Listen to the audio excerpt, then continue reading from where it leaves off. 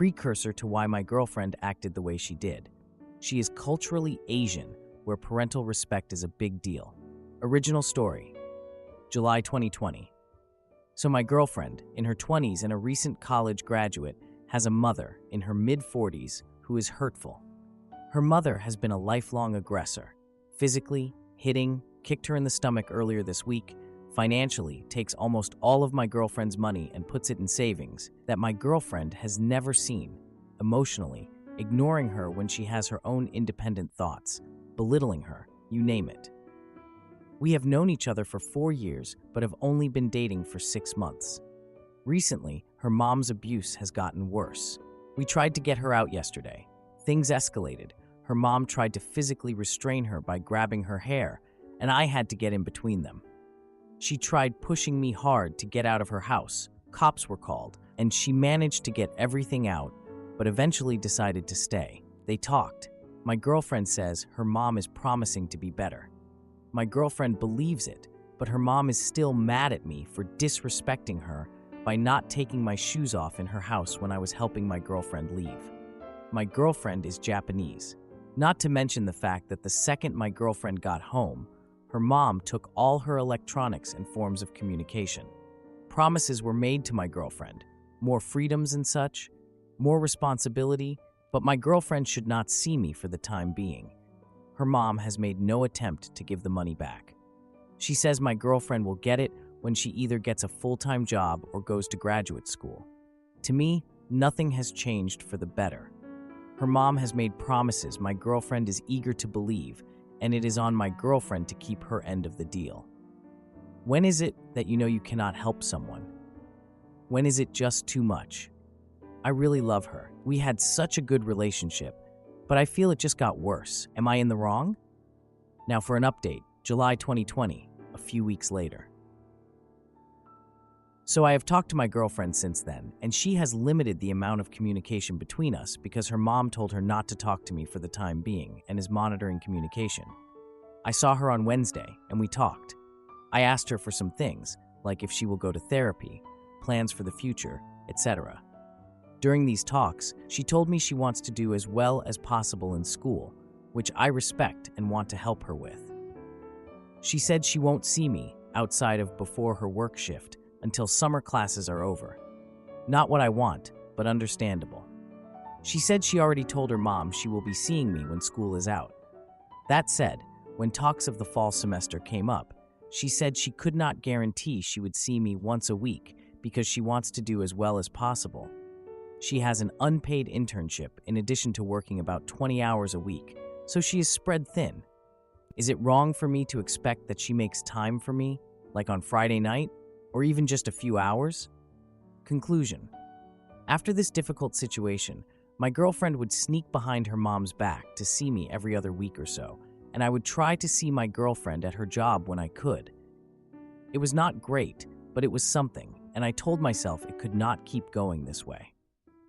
I gave myself a deadline of 3 months, and if things did not at least look like they were going to change, I was going to break off the relationship. One thing I did was push my girlfriend to go to her university-provided counselors. The counselor my girlfriend saw was actually an in-training psychologist at her school who had to complete many hours of supervised counseling. The funny thing about the psychologist in training was that due to the pandemic, the normally walk-in therapy sessions on campus became all online through a new portal. Since it was summer session, the online portal was, for whatever reason, only open to students currently enrolled in classes. This lack of participants allowed my girlfriend to schedule counseling basically whenever, allowing her to go twice. One of the great things about her going to counseling so often was that she would always take the sessions at home, instead of going to a park or something, so her mom did not hear her. Because of this, her mom quickly found out about counseling and would sometimes be home for the sessions. At first, her mom did nothing, even seeming supportive.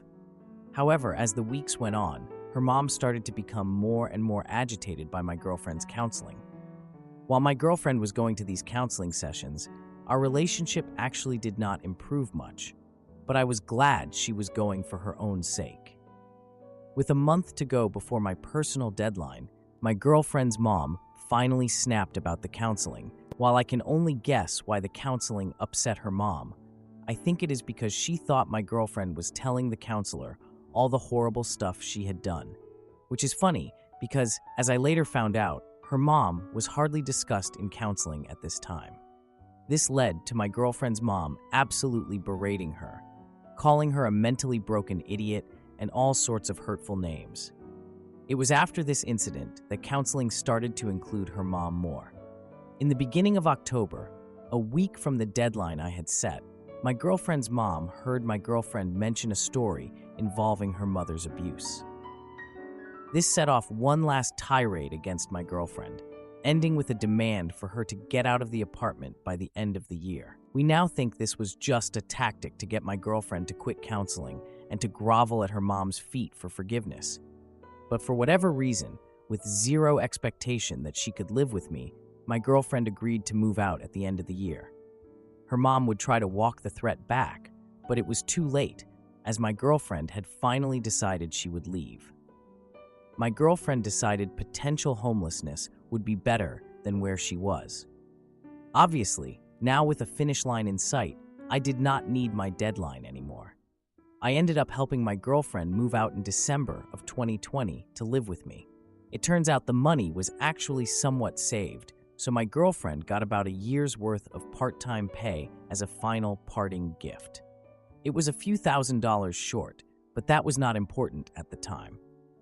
We have not seen or heard from her mom since the day my girlfriend moved out. After she moved out, it has not been 100% smooth sailing, but each year removed from this difficult situation, the waters have become calmer. In June of 2022, we took a road trip to a little coastal town, and I proposed on the beach at sunset. We got married this year and are doing our honeymoon next month. I hope if you read this and are in a tough situation, just know you do not deserve the abuse you are receiving, and I hope you have someone to reach out to. Love is never an excuse for someone to hurt you. If you read this far, thank you. Now, for a few comments before the update. Well, actually, this post did not have any comments. Now for the update. I'm back with another update on my life, and it gets spicy. So, my wife and I got married a while back. Like seriously, it feels like we just did it. On the very next day after the wedding, I get this random message from an unknown number. You know, the kind that makes you think, oh great, here comes the spam. But no, this one had a photo attached. And guess who it was? My wife, with her mom, looking all tense in some grocery store. Like who even takes pictures of people shopping? I showed it to my wife and she just went quiet. You could feel the unease in the room, and I was like, oh no, not again. We thought about it and decided to just ignore the message. I mean, what else could we do? It felt like a prank or a one-off thing, right? But no idiots here. The universe had other plans. A few weeks later, we went to a wedding for one of my close friends. The wedding was beautiful and all, but guess who we ran into? Yep, her mom. She came up to us, all cheerful and stuff, acting like nothing had happened. I was waiting for the catch, and then she asked for a family photo. I saw my wife tense up, and I could feel her just wanting to bolt out of there. But I encouraged her, saying we should just go along with it for appearances. You know, keep the peace and all. We took the photo, and then her mom posted it on social media, tagging both of us.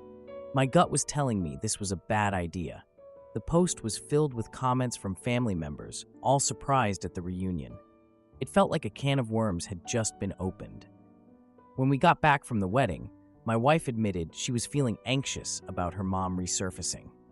I tried to reassure her, but then I started getting these weird messages from family members asking if we had reconciled with her mom. What was going on? Then a few days later, my wife tells me her mom has been trying to contact her through social media. I took screenshots of the messages, which were just full of guilt trips and manipulation. It was the same old song and dance from her mother. We decided to block her on all platforms to stop the madness. But of course, that didn't work. One evening, we were just chilling at home, and her mom shows up unannounced, acting like she was just in the neighborhood. Yeah, right? My wife was visibly shaken, and I had enough. I confronted her mom, told her to get lost. She just wanted to talk, she said, and accused us of keeping her daughter from her. I was over it. She started going off on how we were ruining her life, and that's when I lost it. I told her that any further contact from her would lead to legal action. She got all dramatic, storming off and saying, "This isn't over." Seriously, how many times can someone say that without it getting old? We needed a break after all that, so we decided on a weekend getaway. You know, just to clear our heads and enjoy some time alone. Everything was going great until my sister called. She spotted the mother at some local bar, looking upset while talking to a group of people.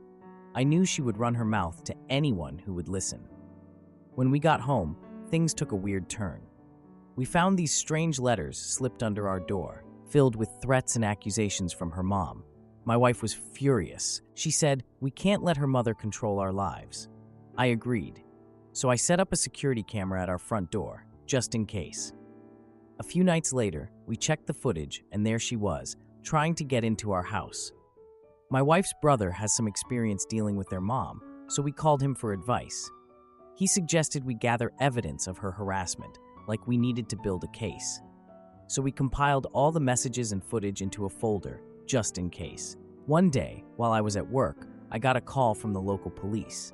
Apparently, her mom made a report against us, saying we were stalking her. Like, what even? So we decided to go to the police station to file our own report against her for all the threats. The officer we talked to actually took us seriously and gave us some good advice on what to do next. It felt good knowing we had someone in our corner. Now, we're looking to consult with a legal expert to figure out our options. The whole situation is just a mess. Edit. A lot of people are asking about the relationship between my wife and her brother. They are close, but only recently have they been getting along better. He was a bit of a jerk in the past, but he's been working on himself. As for our relationship, it's still strong. We support each other through everything. The messages from her mom were all about how she only wanted to be a part of her life. She claimed we were keeping her from her daughter and her future grandchildren. Am I the idiot for telling my husband to choose between his family's wedding and our baby's birth? I will be 34 and a half weeks pregnant for my sister-in-law's upcoming wedding about 5 hours away in about 2 weeks. This is my husband and my first baby. We have been married for 3.5 years, together for 6. For backstory, my in-laws and I do not have a good relationship. I especially do not have a good relationship with my sister-in-law's fiancé. Since we got engaged, his mother and the fiancé like to get drunk and then just basically non-stop insult me, my family, my education, my interests, anything they can find to mock. It gets so destructive that for the last 4.5 years, I have not been able to interact with them without having panic attacks. When we saw them last fall, I ended up blowing up at my mother-in-law and begged her to just stop insulting me to my face. You two can do whatever you want behind my back. Just please stop doing it in front of me. To which she responded that my husband is and always will be her son first. I am replaceable, and that I am ruining her perfect family. When I ended up with food poisoning the next day, she demanded my husband not leave the dinner table to check on me while I was sick so she could have one nice family meal without me ruining it. I have been through therapy, my husband has been through therapy, and we have done couples counseling. Yet there seems to never be any resolution. His mother's behavior is just how she is and how she always will be. And he has said absolutely nothing to his sister and her horrible fiancé about his behavior. He does recognize that there are major issues here. Multiple counselors at this point have said that his mother is emotionally hurtful and has way too much control over him and his life, and is committed to standing up for me and our marriage to them. We had one joint conversation with his mother about boundaries earlier this year, but she refused to listen or respect any of it. At my own baby shower recently, she basically held court as if she was the one having the baby, even saying to my friends that she was so happy her son was giving her a boy so she could carry on her family legacy. Anyway, my sister-in-law and fiancé have been engaged for 2.5 years and are finally getting married. My husband and I weren't necessarily trying for a baby, but we weren't trying to stop one either. Our mentality was always, when it happens, and it happened. However, the timing has been an issue, naturally, with my in-laws' family because I am, at this point, in the advanced stages of pregnancy. They only discuss our child as it relates to themselves, are certainly not excited for us to be parents, and use the health interests of our baby to berate me for continuing to exercise through pregnancy. My mother-in-law discusses this wedding as if it's the royal wedding. In her words, to miss this would be an unforgivable offense. She recently had a meltdown because my husband's 94-year-old grandparents couldn't safely make the trip. Today, we had a doctor's appointment where I was told that I absolutely should not go to this wedding. I have been having some preterm labor symptoms that are concerning, though not immediately a problem, and my obstetrician was honestly shocked it was even a discussion. I explained that there was drama, and I outlined the various scenarios I saw as possible outcomes. If I do go into labor, I'm trapped 5 hours from home for the duration of the baby's inevitable neonatal intensive care unit stay. The closest neonatal intensive care unit from the wedding is 2 hours away, and the closest hospital is 30 minutes. And let's be real, there will be an enormous meltdown about how I upstaged her daughter and the fiancé's wedding. At this point, the only reason I would go is to support my husband. If I do not go and my husband goes, the in-laws win. This is precisely what they want, to prove to themselves and their friends that my husband will always choose the family over our family, even leaving his extremely pregnant wife alone for a weekend. If something happens, he would even miss the birth of his first child for his sister's wedding because he is that committed to his mother and her needs. If we both do not go, I am controlling her son and forcing him to abandon his family of origin. To be frank, I don't really care about her opinion on this. My husband and I have a very solid relationship, except when it comes to his family, and removing their drama from our marriage is what we both want, at least. That's what my husband communicates to me. We both want healthy separation from them without necessarily cutting them off completely. I don't care if she thinks I'm behind that to the fullest extent. She already hates me. Now for an update. My husband, upon leaving the obstetrician, was extremely upset and insisted he just wouldn't go and that will be the end of it because they will never forgive me. In counseling yesterday, he brought this up, and the counselor said it was not a good enough reason to go just to make people happy, to which he responded that it would be his last opportunity to prove to them that he chooses his wife over his family, ostensibly by standing up to them when they say their nasty comments, and generally talking about me positively. While I think that's completely irrational on their behalf, he's probably right. Making the ultimate decision between his family of origin and his wife is going to result in catastrophic drama, but I think the message is better sent by him staying home versus doing exactly what they want him to do, which is go to the wedding, even if he does spend the wedding defending my honor. I suggested, as much as it would suck, that he leave early in the morning on the day of the wedding, attend the ceremony, then come home. That would be incredibly tough. But to me it would 1. Reduce the amount of time he is away, 2. Allow him to participate in this important family event, and 3. Demonstrate that he is committed to his wife and child first while respecting and celebrating his sister's major life event. He thinks this doesn't solve the problem and that it will have to be all or nothing. He goes the whole weekend, or he doesn't go at all. Either he caters to the mother-in-law in totality, or he burns the bridge permanently. So, Internet, what are your thoughts? Am I irrational? Is there a secret third option we're not considering? Now for a few comments before the update. Comment 1. Your husband has said he won't go, but does he want to go? It kinda sounds like he does, but is making this sacrifice for you. The thing is, this shouldn't be that much of a sacrifice. This is really a no-brainer. He should have said many times, of course I'm going to miss the wedding because my wife is having our baby, and that's way more important. If he hasn't said that, then you've got a bigger problem than a nasty mother-in-law. Good luck on the delivery. I hope it goes well. Comment 2. So your husband recognizes the issue, has talked it through with a counselor, and you're going against their advice? He should stay home, as he said, and you should be considering cutting his family off entirely. What do you think your child is going to learn being raised in an environment that includes his grandmother telling people their mom isn't good enough for dad? Or worse, they disappoint their grandmother in some way, and that hate gets focused on them. Now, for the update. 2 days after my last post, I started feeling these stronger contractions. Like, I couldn't pretend my body wasn't trying to tell me something anymore. I decided to go back to my doctor, who, surprise, surprise, told me to stay home and rest, as if I wasn't already doing a good job at that. My husband then insisted he still wanted to go to the wedding. He thought it would ease all the family pressures or whatever. I mean, I get it. It's his sister's big day and all, but come on. I tried to mention the risk of going into labor 5 hours away from home, but he was all like, I need to support my sister. That night, we had a huge argument about it. Health versus family obligations. It was exhausting. We eventually agreed on a compromise. He'd only attend the ceremony and then come right back home.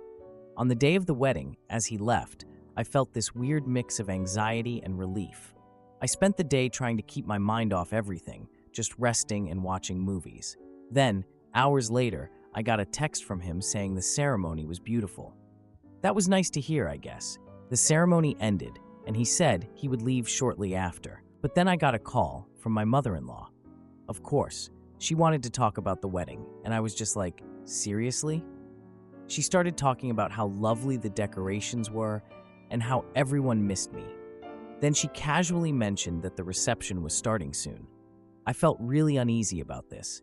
Her asking if my husband was coming home and her saying, oh, he'll be here later, did not help. I started to feel really uneasy about this. I texted my husband to check in. He replied that he was enjoying time with family and would be home soon. But hours passed and still nothing from him. That's when I really started to worry. My contractions were getting worse too. I decided to call him. No answer. So I tried texting again and still no reply. My anxiety just kept going up. Later that night, I got a video call from my sister-in-law. She was at the reception and showed my husband having a great time with the family. I tried to smile as I watched, but I just felt really uneasy. She talked about how much fun they were having and how everyone wished I was there. Yeah, right. I texted my husband again, asking when he was coming home. He finally replied that he would be home in a couple of hours, but it was clear he was still at the party. Hours went by, and I called him again. Still no answer. My contractions were worse, and I realized I should have insisted he stay home with me. I decided to call my sister for support. I explained everything that had happened, and she suggested I go to the hospital. But I hesitated, feeling all alone in this. I just wanted my husband to be there for me. Finally, my husband came home really late. He looked like he had the best time ever at the wedding. He was all surprised to see me in distress, asking if everything was okay. I just snapped at him, pointing out that he prioritized the wedding over my health. We ended up having a heated argument. He said I should have come to the wedding. The next morning, I woke up in severe pain. I decided it was time to go to the hospital. When I got there, I learned I was in early labor and needed to stay for monitoring. My husband arrived later, looking worried, but honestly, it felt like the damage was already done. Edit. After the visit to the hospital, my doctor advised that I'd need to stay for a few days. I had an emotional breakdown when I found out. My husband stayed with me, and we talked a lot about what happened. We realized we both need to set stronger boundaries with his family. Am I the idiot for confronting my boyfriend about his obsession with his brother's girlfriend? I am dating a great guy for 2.5 years. He takes me on dates, I get along with his family, and he gets along with mine. I have never had an issue with him not being responsive to messages or anything.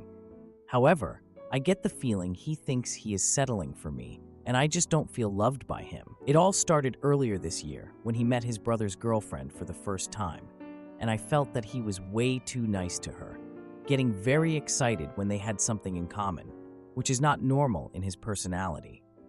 While that on its own might be okay, he kind of ignored me for a few moments of that night too. As soon as we were alone again, I ran upstairs and cried about it. My boyfriend followed me and asked me to tell him what was wrong.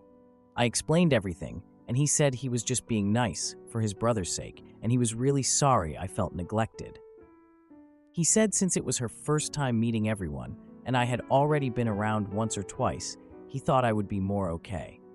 He also said I am a different type of girl than her, and that he sees me as more independent, which he likes. This explanation actually hurt me more. I told him she has her boyfriend to make her comfortable, and meanwhile, I had no one, and it was awkward for me for most of the night. It took me a very long time to get over it, and it kept being brought up a lot. He eventually admitted he finds her attractive, but isn't attracted to her. Obviously, we still see her all the time. He seems to make more of an effort to include me now, but I feel that is only because I cried about it. Since then, I have started noticing that while he loves me and spends a lot of time with me, I don't feel like he really loves me enough. I can't help but compare the way he acts around me to what I see my friends and his brother do with his girlfriend. I feel like in group settings, they are far more attentive to the girls they are with, and my boyfriend just isn't. I feel like an afterthought often. I have expressed this to him, and he tries to reassure me, but he said he finds this conversation exhausting now because he thinks he is doing all he can.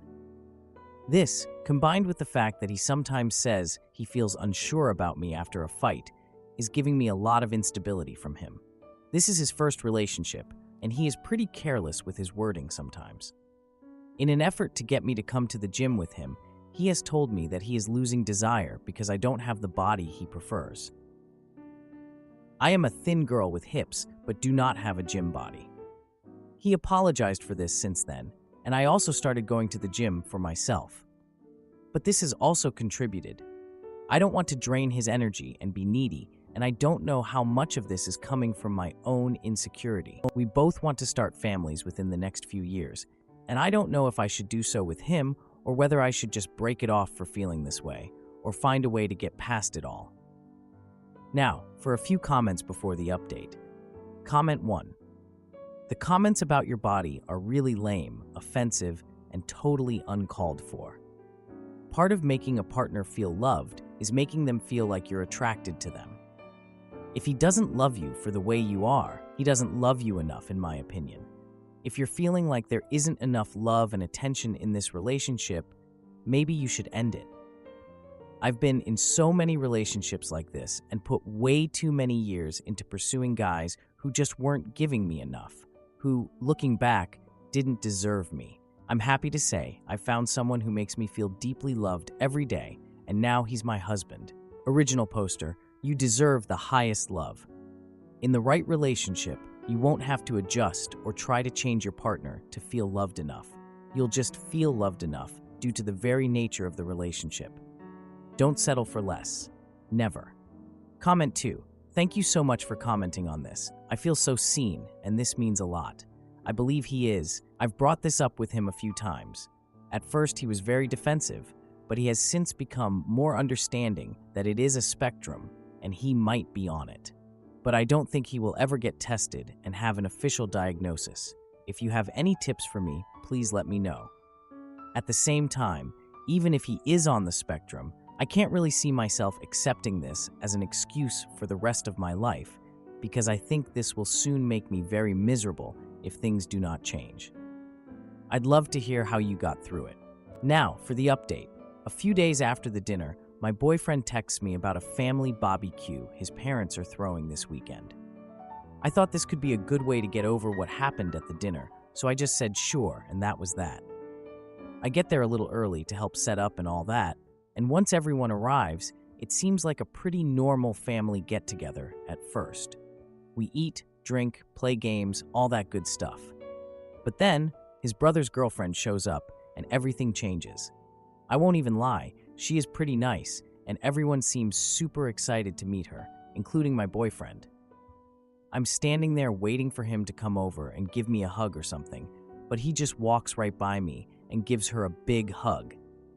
I mean, I know they just met and all, but like, come on. This is his girlfriend of 2 years standing right here. It felt like I was invisible or something, so I'm trying to brush it off and be like, whatever. But then his mom comes over and asks me when we're getting engaged, like right in front of this girl. I don't even know what to say, but thankfully, my boyfriend comes over and kind of saves me by saying they just have to figure some stuff out first. After that, his dad comes up and asks the same thing, and I'm just like, dude, chill out. It's not my fault your son's not ready to settle down yet.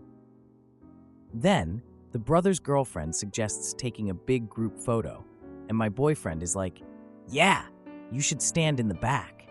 Like, what? I go to the back, and I'm just standing there trying to smile through all this when I notice him whispering to this girl. I can't hear what he's saying, but they're both laughing and looking all cozy. After the picture, I catch them again, just laughing and joking like they've known each other forever, and I'm just standing there like an idiot. I know I'm being petty, but like, why is he acting like this with her and not with me? Later that night, everyone is winding down, and my brother and sister-in-law announce that they're expecting a second child. Now, I love my niece or nephew, but can we not do this right now? Like, I do not need more pressure on me to hurry up and have kids. Afterward, I overhear my boyfriend talking to my dad about how kids are a lot of work and how he's not sure if he's ready for that yet. I just walked away because I didn't want him to see me upset, and now I feel like I'm doing the same thing again. I go home and start planning this surprise birthday party for him. I wanted to do something special to try and get the spark back between us. The day of the party, I invite his family and a bunch of our close friends. I just wanted to make it a special event for him because I knew he was going to be stressed out about work. I spend hours decorating the venue and cooking his favorite meal because he always says my cooking is the best. During the party, a friend of his brings up the wedding topic jokingly, and my boyfriend just laughs awkwardly. I can't even tell you how many times I've brought it up, and he just straight up ignores the topic like it doesn't even exist. I mean, I get it, we're only 2 years in, but his brother is already engaged and all that, so I just thought it would be normal stuff to talk about. As the night goes on, I notice that he spends more time with his brother than he does with me or the other guests. I just felt like I was pulling teeth trying to get him to talk to me. Once everyone leaves and we get home, I just lose it. I confront him again and demand to know why he seems so distant. He finally admits that he feels so pressured about our future right now, and he just doesn't know how to express it. Like, dude, you could have just said that. I don't want to pressure him into anything he doesn't want to do. I mean, I love him and all, but it's not like I need a ring on my finger tomorrow. A few days later, I find out through social media that the brother's girlfriend has been posting about all the great times they've had together. I mean, seriously? So, I send a text to my boyfriend saying we need to meet up and talk about our relationship. I just had to figure out what I was going to say to him, because now I feel like he's got me all twisted up in this love triangle or whatever. When we meet up, I tell him how I've been feeling and how it seems like he's way more invested in this girl's life than he is in mine. He looks super shocked and insists that's not the case, but I have the screenshots of the posts to prove it. We agree to be more open about our feelings moving forward and that no more secrets are allowed. I mean, I guess this is a step in the right direction? Edit. We have been more open about our feelings since that day. He admitted he was avoiding the topic of kids because he felt unready, and we agreed to take our time. If you like this video, you'll probably like these too. Also, while you're here, please consider subscribing. It's your support that keeps this channel alive and allows me to make better and longer videos. Have a great day.